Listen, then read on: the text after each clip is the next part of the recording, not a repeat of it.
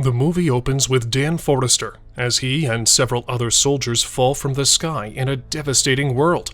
The movie jumps back 28 years earlier to December 2022, where we are introduced to Dan as a high school biology teacher and his daughter Murray and wife Emmy. We see that a Christmas party is being held at their home.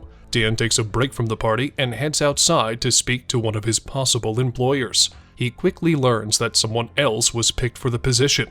At the time, we learned that he retired from the military 15 years ago. He heads back inside and joins Murray on the couch to watch the football game. As one of the players is about to score, the screen begins flickering. We see the arena as a huge wormhole opens up in front of the player as multiple soldiers emerge from it. The leader of the group, Lieutenant Hart, speaks to the crowd and tells them that 30 years from that moment, humanity will be wiped from the face of the earth due to an alien invasion. She asks anyone who wants to join them in the future to prevent it. Fast forward to a year since the announcement. Everyone is still in panic, and we learn that the government now chooses who should go into the future to fight the alien species known as white spikes. We see Dan in his classroom as he receives an emergency call. He is called to report for a draft. After some evaluation, he is qualified to go since he has already died between the present and the time leading up to the invasion. Although reluctant to go, he has no option as his wife will be taken if he doesn't go. Later, he informs Emmy about it, and she tells him to go to his father to have the band removed so he wouldn't go. Although Dan doesn't have the best relationship with his father James, he has no other option. He goes to him, but before James could remove the band, they get into a fight, and Dan goes home. Back home, Dan says goodbye to his wife and daughter before reporting to the draft. Before being put through the wormhole, all soldiers are trained for 7 days. All of them are informed about the plane, and Charlie tells Dan that they send people who have died before the war to avoid a paradox, while also noting that Dorian jumped back after killing a white spike. Soon enough, an alert goes off, and without any time to prepare, all of them must pass through the wormhole into the future, where they'll end up on Miami Beach. Once they are sucked in, things go wrong as they are dropped much higher than expected. Most of the soldiers die, and only a few survive, among which are Dan, Charlie, and Dorian, who land in a pool. Dan reports to the colonel, who informs the team to rescue lab personnel before the bombs are dropped. As the team wanders around, they go into a facility where they find the lab crew dead.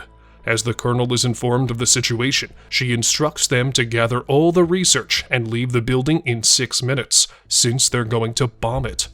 Moments later, the team comes face to face with white spikes. They chase after the team, causing Dan to fight back as the team escapes.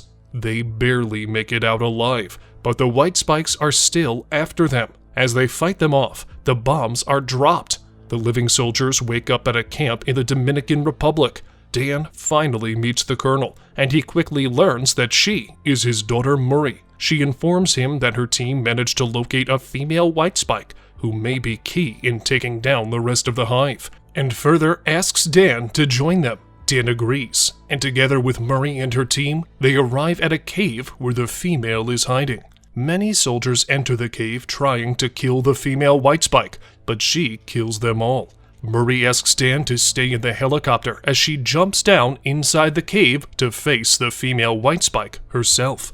As she does, Dan notices a bunch of males coming down toward the cave. Dan goes after Murray, and with the help of a few other soldiers, they manage to cage the female and take her away.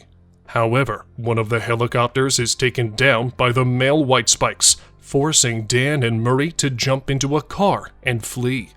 During the ride, Murray reveals that Dan abandoned her and her mother when she was 12, and he died in a car accident when she was 16.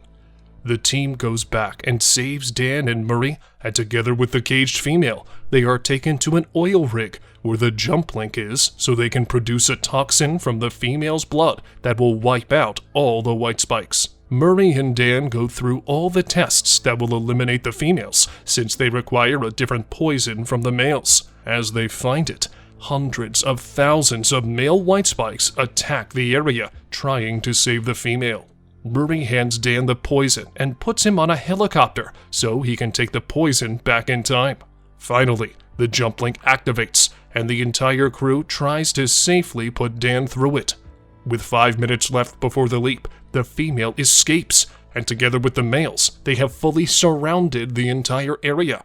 Trying to fight them off, both Dan and Murray fire at them, but one manages to send a spike into Murray. Dan helps her to get away as the entire place slowly comes crashing down. Unable to move forward, Murray sits down but is immediately taken by a white spike. Dan tries to hold on to her and save her, but the two exchange their goodbyes.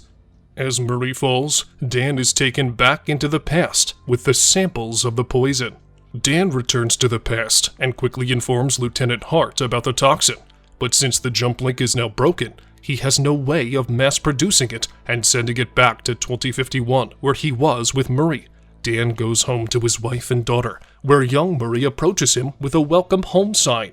That evening, as Dan is sitting beside Murray's bed, Emmy comes in, and Dan tells her about the toxin and his run-in with adult Murray. Since he can't go to 2051, he tells Emmy he needs to find where the white spikes came from so he can destroy them before they infect the entire world. Dan heads to a bar where he meets with Dorian and asks him about the white spike claw that Dorian picked up. They go to Charlie, and upon further examination, they find ash on it that came from Russia. They discover that the white spikes have been living beneath a Russian glacier for thousands of years. The three of them try asking for help, but when no one would help them, Dan decides to ask his father for help. James agrees to help him and gets him a plane and a pilot ready for them, alongside Lieutenant Hart and her team. As they arrive on the Russian glacier, they start searching for proof of the white spikes.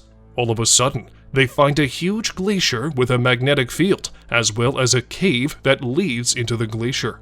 Inside the cave, they find a spacecraft, and once inside it, they see another form of alien different from the white spikes.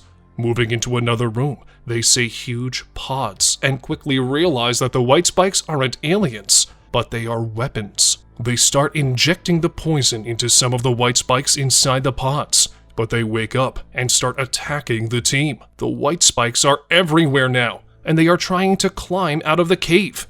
There is no other option but to blow up the entire cave. As the bombs explode, everyone inside the cave is now dead, and the only ones alive are Dan, James, Charlie, and one white spike that managed to escape. They chase after the white spike, and as they get a hold of her, Dan fights her off and manages to inject her with the poison. The film comes to an end with Dan bringing James to meet his daughter Murray for the first time, as he tries to avoid all of the mistakes adult Murray told him about. Subscribe for more videos like this, and turn on the notifications so you never miss any of them.